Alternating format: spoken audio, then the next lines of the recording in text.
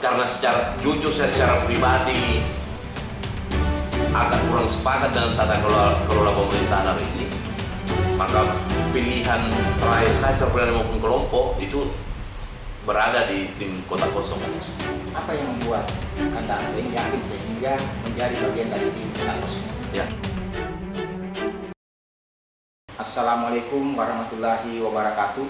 Jumpa lagi bersama saya Darmawan di Ruang Bicara Podcast Pasangkayu hari ini. Hari ini kita membahas tema Pilkada dan Relawan Kota Kosong. Nah, kita tahu bahwa fenomena kota kosong ini terjadi di 37 daerah di Indonesia, termasuk di Kabupaten Pasangkayu. Nah, untuk itu kita hadirkan narasumber kita yang juga adalah bagian dari tim relawan kota kosong. Beliau adalah, selamat sore Anda. Siap. Bagaimana kabar Anda? Alhamdulillah. Sehat. Nah, tema yang dibahas kali ini kan Pilkada dan Relawan Kota Kosong. Nah, sebelum masuk pada tema, mungkin kita memberikan pengertian apa sih itu pengertian dari kota kosong berdasarkan pengertian dari selaku relawan seperti apa itu? Oke. Jadi kalau sesuai dengan Undang-Undang Pilkada yang nomor 10 tahun 2016, Ya. sebenarnya tidak ada kota kosong di dalam aturan itu. Tidak ada ya? Ya, tidak ada. Yang ada itu apa? Yang ada adalah kota tak bergambar. Kota tak bergambar. Ya. Ya. Jadi teknisnya nanti insya Allah ketika kita melakukan pemilu kada di 27 November nanti insya Allah tetap ada 2 kolom Ya. pilihan, ada 2 kota tempat mencoblos juga, Ya. kota provinsi maupun kabupaten. Ya, betul. Jadi nantinya di TPS itu antara pemilih kota kosong maupun petahana tetap dalam satu peti. Tetap dalam satu peti. Iya, Berarti sama ya? sama. Berarti sama kayak head to head begitu? Sama. Apa yang menjadi motivasi sehingga bergabung dalam gerakan kota kosong ini? Apa yang menjadi motivasi? Ya, pada dasarnya bicara terkait bagaimana kota kosong menjadi perbincangan di masyarakat sehingga kami secara pribadi maupun kelompok mau bergabung membangun relawan. Ya. Karena kita sadar betul bahwa ini terjadi namanya kemunduran demokrasi. Karena pada dasarnya ketika kota kosong ini kan bukan subjek hukum. Oh gitu ya. Ya, sedangkan lawannya adalah subjek hukum. Subjek hukum, betul. Jadi tidak bisa kita apple to apple membandingkan antara kota kosong dengan kandidat yang ada foto. Yang ada foto, betul. Iya, karena satu bisa membela diri, satu tidak bisa membela diri. Tidak bisa membela diri. Jadi bicara terkait kemunduran demokrasi, ya selalu saya sampaikan ke teman-teman, ketika tidak ada pilihan, itu bukan demokrasi namanya. Bukan Itu demokrasi. aristokrasi namanya. Berarti kota kosong tetap mengkampanyekan harus memilih begitu. Siap. Jadi persoalan kota kosong ini sudah menjadi diskusi hangat di tingkatan masyarakat, bahwasanya masyarakat yang hari ini mungkin saja tidak puas dengan pemerintahan petahana, itu mereka secara otomatis akan memilih kota kosong. Kota kosong. Ya. Sejauh ini kan antara kota kosong dengan yang mungkin berisi gambar yang seperti Anda maksud, apakah tidak kesulitan dalam melakukan sosialisasi atau berupa kampanye ketika mengarahkan memilih kota kosong? Ya. Seperti apa itu? Jadi pada dasarnya kami juga selaku relawan kota kosong akan selalu menghimbau kepada KPU maupun Panwas, KPU terkhusus untuk bagaimana lebih masif melakukan sosialisasi tata cara memilih kota kosong maupun petahana. Karena kenapa? Masih banyak disinformasi di lapangan ini.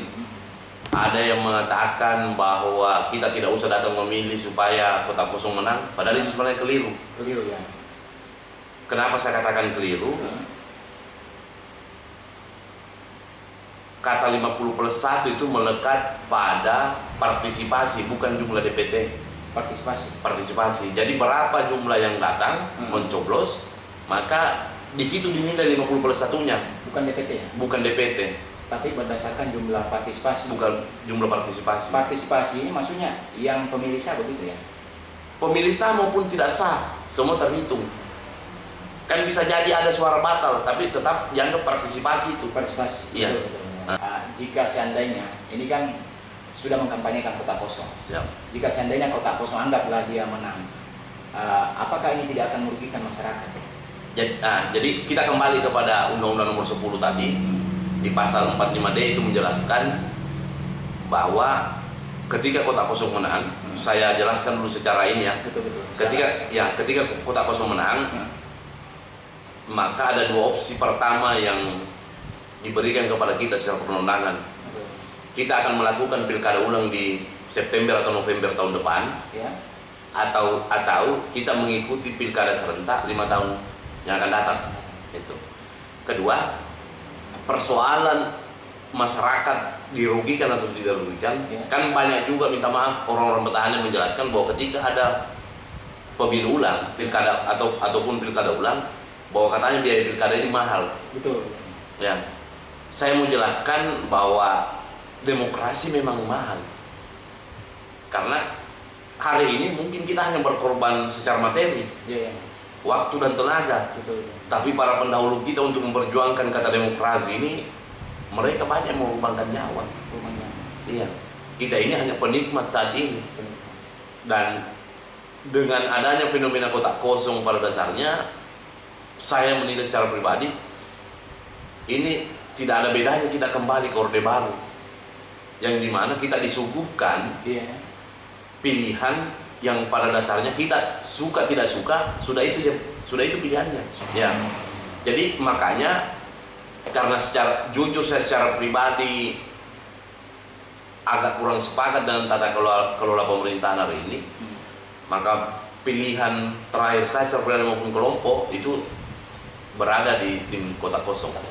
Apa yang membuat Kanda Angga ini yakin sehingga menjadi bagian dari tim kota kosong? Ya, jadi pada dasarnya dengan tata kelola pemerintahan hari ini banyak aspirasi masyarakat di lapangan itu yang mengatakan bahwa adanya ketidakpuasan masyarakat terhadap pemerintah hari ini. Yang kedua, kota kosong melawan petahana ini secara pandangan ibarat melawan diri sendiri sebenarnya. Kenapa begitu? Karena begini, ibarat pencalonan, ya, saya dengan saudara Darmawan, saya kandidat, Anda kandidat, bisa jadi pemilih ini ketika tidak suka dengan Anda, juga tidak suka sama saya, dia tidak akan datang ke TPS. Yang dirugikan siapa kalau gitu? Ya, tapi kan di situ pilihan rakyat ada. Tapi ketika hanya Anda seorang yang calon, Iya. maka saya tidak calon ataupun tidak ada orang lain calon, maka tadi sebagai orang yang tidak suka dengan tatanan pemerintahan selama Anda memerintah, pasti datang. Potensi-potensi yang Kanda lihat terkait potensi menang kota kosong itu di mana? Indikator yang bisa dilihat. Ya, jadi terkait persoalan kota kosong ini sudah menjadi diskusi hangat di tingkatan masyarakat. Iya. Karena toh di berita nasional Betul. masyarakat ini hampir diberikan informasi setiap harinya. Karena di televisi saja hampir setiap malam ini Membahas. berita kota kosong yang disampaikan. Jadi tanpa adanya relawan pada dasarnya masyarakat kita ini sudah mulai cerdas, mengerti dan paham apa itu namanya kota kosong. Kota kosong. Tidak ragu. Tidak ragu, Dengan insya Allah. Bukan. Anda tahu bahwa di sana banyak partai ya? Ya, Tidak ragu dengan Enggak, strategi yang dilakukan partai begitu? jadi saya mau sampaikan bahwa beda wilayah, beda kultur. Beda wilayah. Ya, jadi terkait persoalan partai, hanya sedikit dan kecil persentasenya pemilih ideologi. Yang saya maksud adalah pemilih ideologi adalah dia tidak diskusi terkait persoalan kedekatan, kekeluargaan, bukan di situ. Ya. Dia hanya melihat partainya, karena bisa jadi Anda, Ya. seumpama saya calon, Iya. Anda tidak suka sama partai saya, tapi karena secara pribadi kita dekat, bisa jadi Anda mencoblos saya. Ada bukti yang Ada. menggambarkan untuk Ya. saya.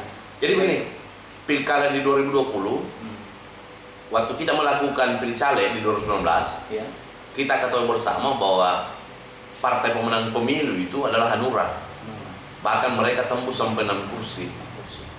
Berarti ini salah satunya. Iya. Sehingga Kandanto bergabung ke relawan ini. Iya, jadi indikator itu yang menggambarkan kalau kita mau matematika harusnya kader dari Hanura yang berpilkada 2020 yang harusnya duduk. Kalau dilihat dari presentasi partai. Betul. Iya. Apakah pilkada Kota Kosong ini pernah memenangkan di suatu daerah atau? Ya, Makassar alhamdulillah sudah pernah menang. Makassar sudah pernah. Kondisinya Pasangkayu dan Makassar Ya. itu kan beda ya. Jadi kan Makassar kita sudah bisa diskusi outputnya di sana Outputnya karena mereka sudah selesai. sudah selesai. Jadi kita ini baru masuk kepada tahapan proses. Ya, jadi agak tidak adil rasanya ketika kita membandingkan antara Makassar dengan hari ini karena mereka sudah selesai. Insya Allah kita panjang umur. Setelah pilkada Pasangkayu selesai, kita akan kembali mungkin membicarakan persamaan Makassar dan Pasangkayu. Tapi kan terlihat Kota Kosong terjadi di Makassar itu bukan karena partai, Ya. tapi memang didasarkan karena ada keputusan MK kaitannya dengan pelanggaran dilakukan calon sehingga dibatalkan di pilkada itu. Sementara Pasangkayu ini kan berkaitan dengan partai, Ya. tidak memiliki kendaraan lalu kemudian terjadilah Kota Kosong. Jadi kan begini, fenomena Kota Kosong juga pertama terjadi ini yang perlu kita garis bawahi dan sampaikan ke masyarakat, yang perlu kita nilai bahwa masa iya dari puluhan partai yang ada di kabupaten ini tidak punya kader untuk diusung menjadi calon bupati. Ya, padahal Indonesia ini sudah mencanangkan bahwa kita akan panen bonus demografi di tahun 2045. Betul. Tapi kenapa Pasangkayu tidak ada figur? Harusnya itu yang menjadi pertanyaan bersama, dan pertanyaan ini pada dasarnya tidak layak diajukan kepada masyarakat. Harusnya pertanyaan ini diajukan kepada partai politik. Partai politik. Iya. Sebagai pengusung. Sebagai betul. Pengusung calon kandidat. Oke, Kandaku, mungkin waktu kita, durasi kita yang dibatasi. Mungkin ada sesuatu closing statement yang disampaikan oleh Kandanto kaitannya dengan podcast pada hari ini. Ya. Seperti apa?